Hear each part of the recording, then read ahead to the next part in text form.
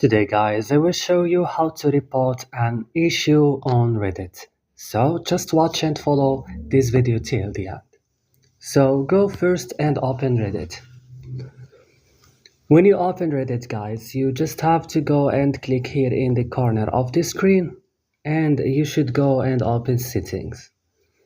Here go scroll down this list and you should go click on report an issue. It's going to take you to a browser to report your issue. So just scroll this list little down and click submit a request. And here choose what is your issue or what you want Reddit to help you. Report bug, account help, community help. For example, me, I have like a other report. Click on it like this. And right now you have to what do you need to assistant with and your email, what would you like to report, subject, or you have to complete all this and then click submit. But guys, don't forget your email address.